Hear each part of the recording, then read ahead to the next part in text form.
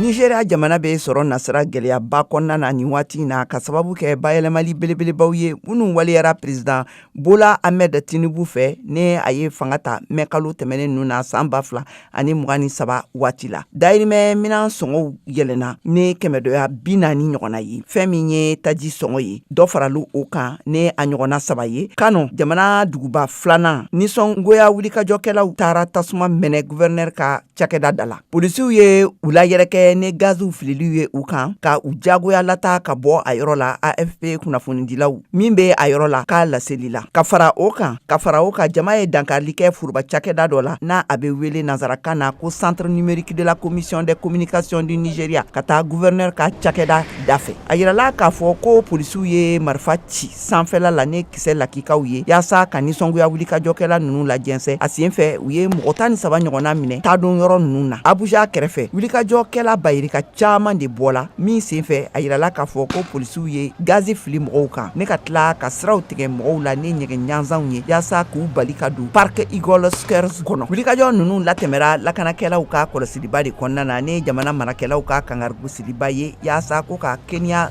ka kɔsadayina wulikajɔ ɲɔgɔn minnu ne a masɔrɔla bayɛlɛmaliba dɔw sen fɛ kɛrɛnkɛrɛnniyala ka salen sarataw kan min sen fɛ mɔgɔ caaman fagara. Kulu min n'a bilala sen kan ko ka dansigili kɛ mara kɛcogoyaw la Nigeria dugu kɔnɔna la n'a be wele nazarakan na ko mettre fin à la mauvaise gouvernance au Nigeria. Tɔndenw ye laɲini kɛ Tinubu fɛ k'a ka segin a kɔ bayɛlɛmali nunu bilali la sen kan kɛrɛnkɛrɛnniyala ko ka dɔ bɔ taji sɔngɔ la yaasa ka dansigi kɛ kungɔ sɛgɛn min be mɔgɔw kan jamana kɔnɔna la.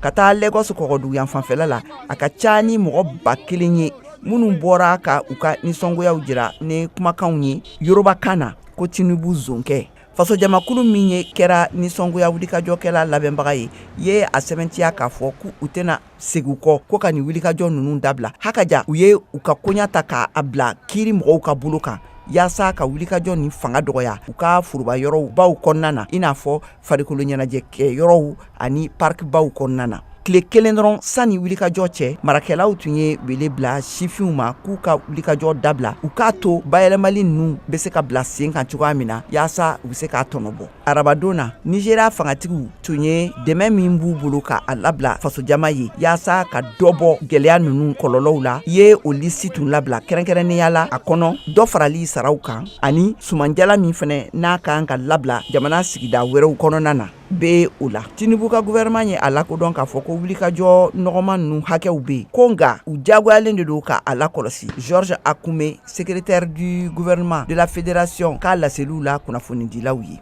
Dɔgɔkun tɛmɛnen nunu na Nigeria sɔrɔdasiw ka ɲɛmɔgɔyaso tun ye kangari gɛlɛn gosi ka kɛɲɛ ni Kenya fitinɛ ɲɔgɔnnaw bilaliw ye sen kan u ka jamana kan min kɛra fagaliba sababu ye ne ka tila ka président Ruto a n'a ka gouvernement a n'a ka fanga jagoya u ka segin kɔ u ka bayɛlɛmali nunu lawaleyaliw la juin kalo tɛmɛnen nunu waati la.